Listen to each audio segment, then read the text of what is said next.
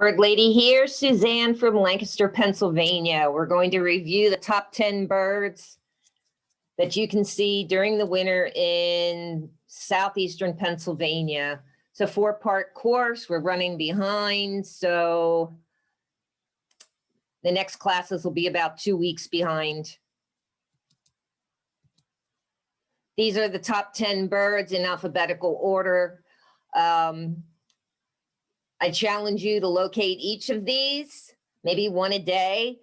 And the way you find them is because birds camouflage very easily. You first will listen to where the sound is coming from, direct your eyes. If you have binoculars, that's great, a camera, your phone, that you can expand to help you see them. And look at what color they are and what size they are. And then there's an app, it's Merlin, M-E-R-L-I-N, that you can plug that information in and ID any bird that you see. These are the birds you're gonna probably see right now. So the top one being blue jay. It's a beautiful bird. The colors stay the same year round. Squawky.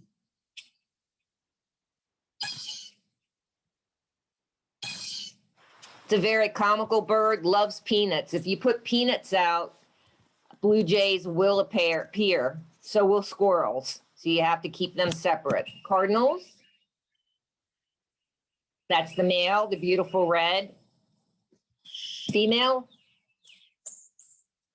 Stable population, biggest predator is cats. Keep those cats inside. Chickadee, we have the Carolina here in Lancaster. Other places, northern Pennsylvania has the black cap. They look almost identical.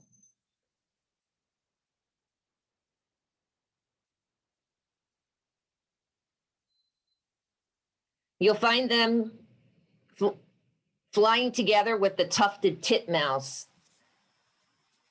They pow around, and they're both very social birds. Eventually, you can get them to eat out of your hand. The dark-eyed juncos, these guys come down from Canada in the wintertime. So when you first see these birds with the pink beaks, they're so cute, 5 to 6 inches, so they're tiny. You know winter's on the way.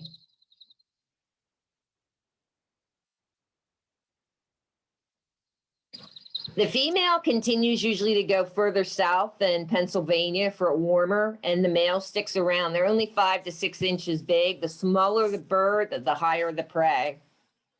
House finches, they're pretty small too. The male, beautiful red, female, brown. Their population is actually going down because of conjunctivitis, which is contagious, and they can't see to eat.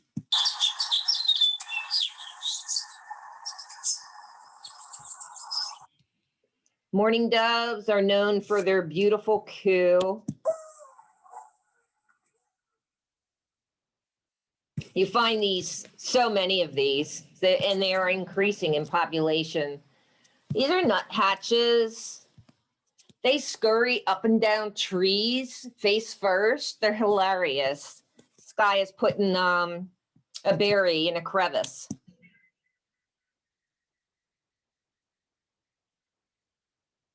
So even though they're small and larger birds love them, they are increasing in population. The sparrows, there's lots of different sparrows, but these are the two that you'll see through the winter time.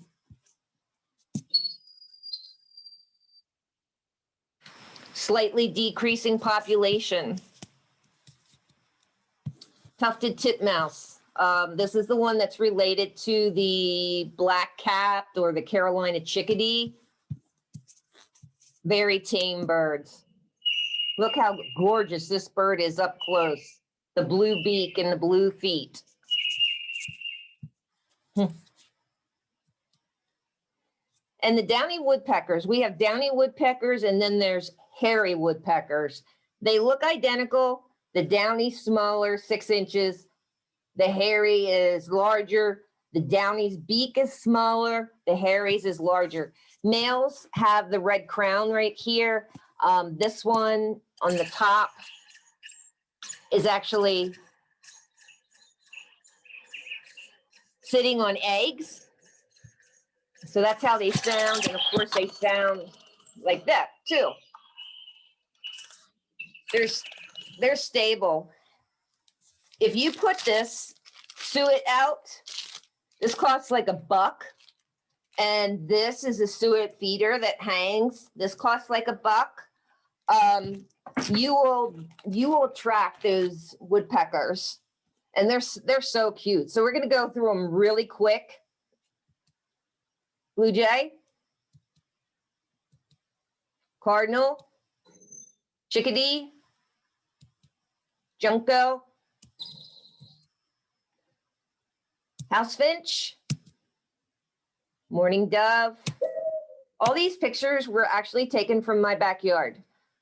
So birding has increasingly become popular because of COVID, and people will look outside and say, oh my God, we have all these beautiful birds right here in my backyard. Nuthatches, yellow-breasted and white-breasted, the sparrows, the titmouse, so cute, and the woodpeckers. These definitions will continue to grow as I share more videos with you. And here's a recipe if you want to snapshot that. Let's see if I can move my face.